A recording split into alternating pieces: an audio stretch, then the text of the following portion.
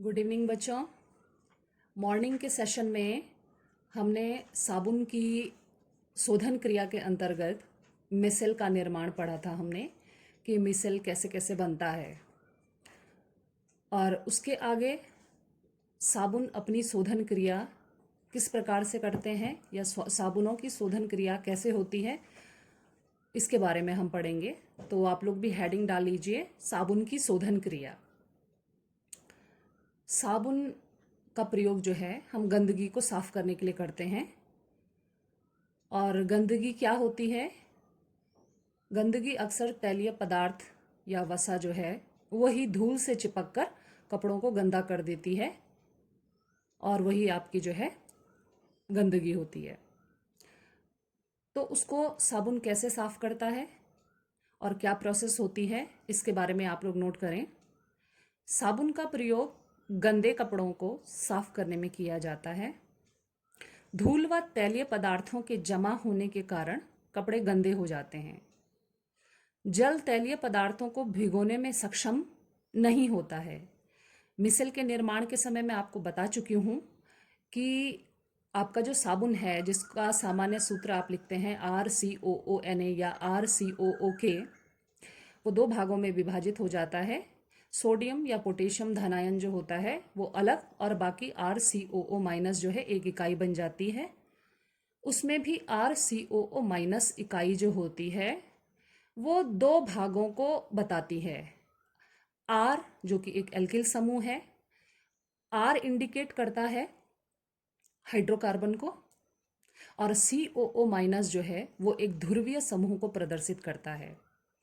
Michel के निर्माण में ही मैंने आपको ये बताया था बच्चों कि R जो होता है वो द्रव विरागी होता है, यानी उसका द्रव के प्रति, जल के प्रति कोई भी आकर्षण नहीं होता है।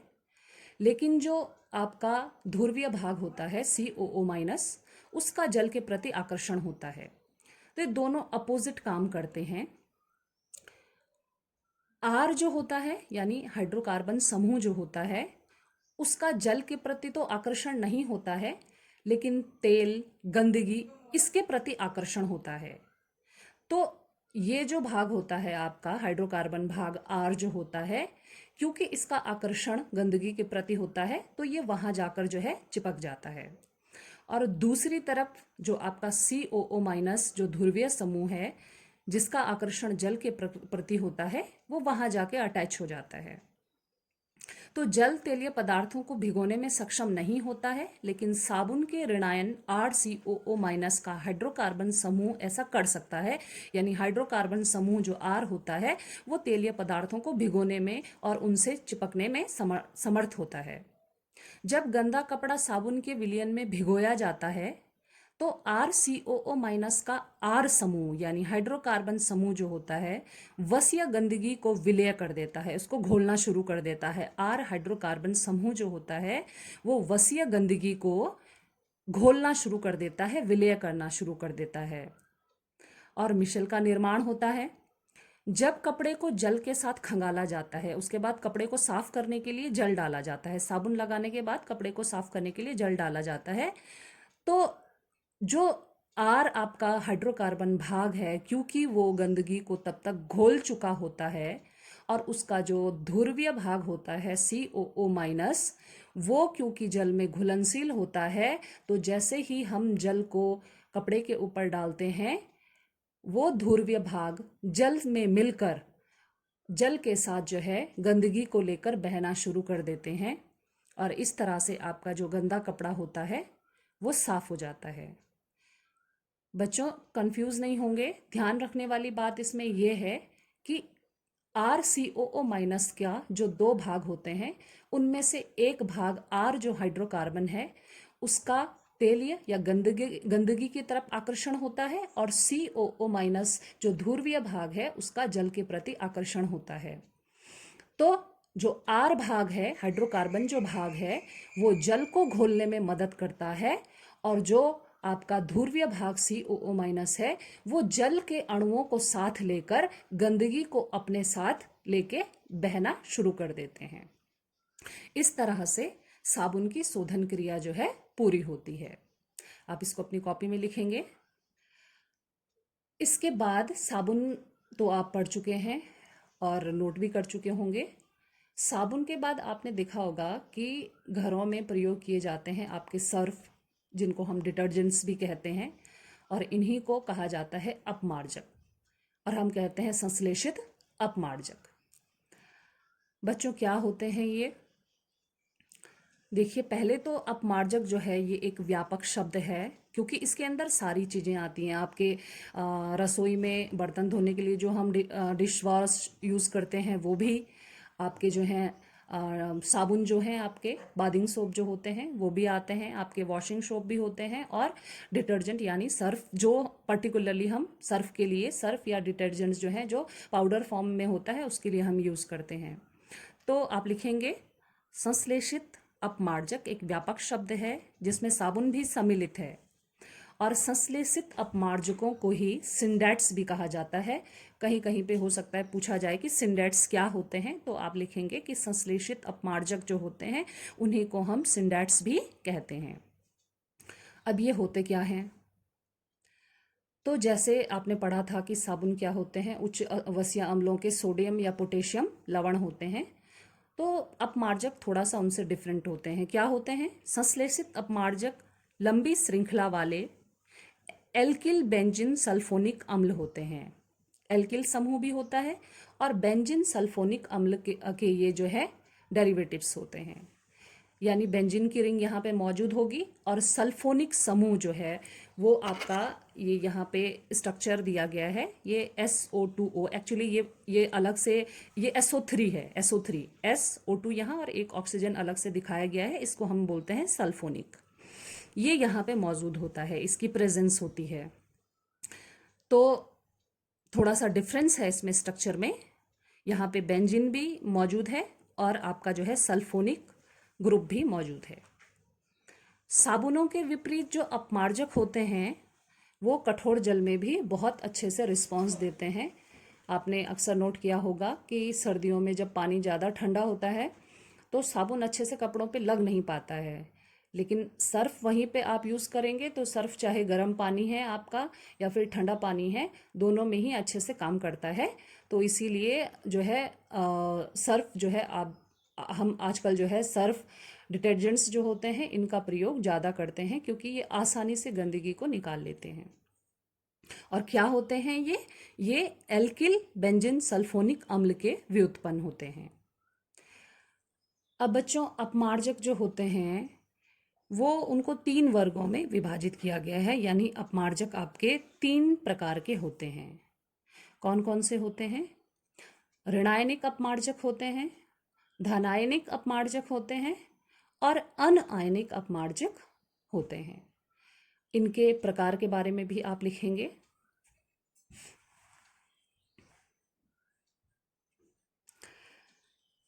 देखिए, शुरू करते हैं हम ऋणायनिक अपमार्जक से, यानी ऋणायनिक अपमार्जक क्या होते हैं। तो आपने सूत्र नोट किया होगा, लिखा था CH3CH2X सिंगल बॉन्ड जुड़ा है बेंजीन रिंग से, एंड देन SO3Na। तो ये जब आयनित होते हैं, 2 भागों में आयनित होते हैं, यानी धनायन अलग हो जाता है, सोडियम इसमें जो था वो अलग हो जाता है Na+ के रूप में, और बाकी जो इकाई है वो ऋणायनिक बचती है। यहाँ पे आप देख भी पा रहे होंगे, ये जो पूरा है आप देखिए इसको, ये अगर टूटता है या आयनित होता है तो यहाँ से आपकी जो है ब्रेकिंग होगी, ये Na+ अलग हो जाएगा, और ये मेजर पोर्शन जो बड़ी श्रृंखला है वो आपकी ऋणायनिक है। तो ऋणायनिक अपमार्जक क्या होते हैं? ऐसे अपमार्जक जिनके अणुओं का एक बड़ा भाग ऋणायन होता है। ऐसे अपमार्जक जिनके अणुओं का एक बड़ा भाग ऋणायन होता है वो आपके जो है ऋणायनिक अपमार्जक कहलाते हैं। और इनमें कार्बन कार्बन परमाणु, ये है बेटा R जो समूह है ये हाइड्रोकार्बन है, और ये जो है कार्बन परमाणुओं की आप जो है इसमें ये जो R जो है ये कार्बन हाइड्रोकार्बन को प्रदर्शित करता है, और इसमें कार्बन की जो संख्याएं होती हैं ऋणायनिक अपमार्जक में 12 से 18 तक होती हैं। सामान्य सूत्र आप नोट कर लेंगे इसका, इस तरह से होता है। मैंने कहा था कि सल्फोनिक जो एसिड है, सल्फोनिक अम्ल जो है, इसमें मुख्यतः होता है। उदाहरण नोट कर लेंगे ऋणायनिक अपमार्जक के, sodium lauryl sulphate, sodium cetyl sulphate. अब आते हैं धनायनिक अपमार्जक पर। तो थोड़ा सा ही डिफरेंस है दोनों में, मतलब इनकी परिभाषा में थोड़ा सा डिफरेंस है। जैसे आपने पहले लिखा था कि अगर ऐसे अपमार्जक जिनके अणुओं का एक बड़ा भाग ऋणायन होता है वो ऋणायनिक अपमार्जक होते हैं। तो धनायनिक अपमार्जक कौन से होते हैं? जिनमें एल्किल समूह चतुस्क अमोनियम लवण को अपने साथ में लेके चलते हैं और इनके अणुओं का एक बड़ा भाग धनायनिक होता है। दोबारा से मैं कहूंगी, धनायनिक अपमार्जक जो होते हैं वो लंबी श्रृंखला वाले एल्किल समूह युक्त चतुस्क अमोनियम लवण होते हैं जिनके अणु का एक बड़ा भाग धनायनिक होता है। उदाहरण है सिटाइल ट्राइमेथिल अमोनियम क्लोराइड। आप सूत्र मैंने यहाँ पे लिखा है, देखिए CH3 then CH2, CH2 15 times यहाँ पे CH2 है और फिर आता है N। लिखा है आपने कि क्या होते हैं ये? चतुस्क अमोनियम लवण होते हैं, क्वार्टिनरी अमोनियम साल्ट होते हैं, यानी जहाँ पे नाइट्रोजन जो है वो चारों तरफ से घिरा होता है। नाइट्रोजन की वैसे संयोजकता 3 होती है, लेकिन यहाँ पे नाइट्रोजन जो है चतुस्क अमोनियम लवण, या हम कहेंगे कि नाइट्रोजन का जो एकाकी इलेक्ट्रॉन युग्म होता है वो भी जब बंध निर्माण में भाग लेता है तो चतुस्क अमोनियम लवण बनते हैं। तो यहाँ पे नाइट्रोजन आप देखिए CH3, देन CH2 15 टाइम्स है, देन सिंगल बॉन्ड N, और फिर यहाँ पे मैथिल समूह 3 टाइम है, 3 थ्राइज यहाँ पे CH3 का whole thrice, then single bond Cl। इसकी ब्रेकिंग जब होगी, यानी ये जब आयनित होगा तो Cl माइनस आपका जो है अलग इकाई बनाएगा और बाकी ये सब जो है धनायन बनाएंगे। तो जिस तरह से ऋणायनिक वाले में एक मेजर ग्रुप ऋणायन था, यहाँ धनायनिक वाले में मेजर समूह जो है यानी जो बड़ी श्रृंखला है वो धनायनिक है। तो इनको हम धनायनिक अपमार्जक कहते हैं। एक एग्जाम्पल इसका सिटाइल ट्राइमेथिल अमोनियम क्लोराइड है और दूसरा सिट्रियल ट्राइमेथिल अमोनियम ब्रोमाइड है। सूत्र मैंने लिखे हुए हैं दोनों के यहाँ पे, आप भी अपनी कॉपी में नोट करेंगे। फिर तीसरा प्रकार आता है बेटा अनआयनिक अपमार्जक, यानी जो ना तो पॉजिटिव होते हैं और ना ही ये नेगेटिव होते हैं। तो इनके बारे में आप लोग लिखेंगे, ये अधिक अणुभार वाले एस्टर होते हैं, यानी एस्टर हैं तो इनमें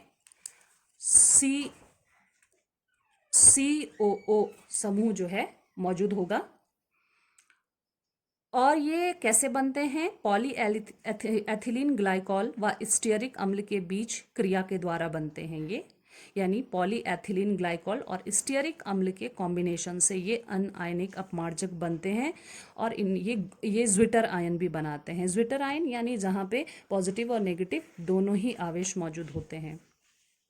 मोस्टली बर्तन धुलने के लिए जिन चीज़ों का, यानी हम जो बर्तन धुलने वाले जो हमारे डिश वॉश बार्स या फिर लिक्विड्स जो होते हैं उनमें वो अनआयनिक अपमार्जक ही होते हैं, ना तो वो पॉजिटिव होते हैं ना नेगेटिव होते हैं। और या फिर हम कहें कि धनायन और ऋणायन दोनों को लेकर होते हैं। तो अगर एक अणु में धनायन और ऋणायन दोनों आवेश मौजूद होते हैं तो उसे हम ज्विटर आयन भी कहते हैं।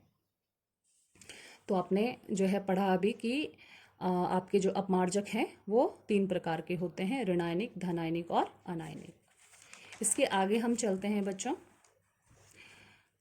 क्योंकि साबुन और अपमार्जक के बारे में तो आप पढ़ ही चुके हैं, तो इनमें अक्सर जो है अंतर भी पूछा जाता है। तो अंतर भी बच्चों आप लोग लिखेंगे। वैसे तो साबुन और अपमार्जक के बारे में जो मैंने लिखाया है उसको देख के ही आप लोग अंतर लिख लेंगे, लेकिन फिर भी अलग से मैं लिखवा रही हूँ आपको। आप लोग 2 भागों में कॉपीज़ को जो है डिवाइड कर दीजिए। 2 पार्ट्स में एक पेज को डिवाइड करके आप लोग लिखेंगे, एक तरफ साबुन और अपमार्जक। साबुन में आप लिखेंगे साबुन उच्च वसीय अम्लों जैसे पामेटिक अम्ल, स्टीयरिक अम्ल, ओलिक अम्ल आदि के धात्विक लवण होते हैं। वहीं अपमार्जक लंबी श्रृंखला वाले एल्किल प्रतिस्थापित बेंजीन सल्फोनिक अम्ल या एस्टर होते हैं। दूसरे पॉइंट में आप लिखेंगे साबुन कठोर जल में झाग उत्पन्न नहीं कर पाते हैं, लेकिन अपमार्जक जो होते हैं वो मृदु तथा कठोर जल दोनों में ही झाग उत्पन्न करते हैं।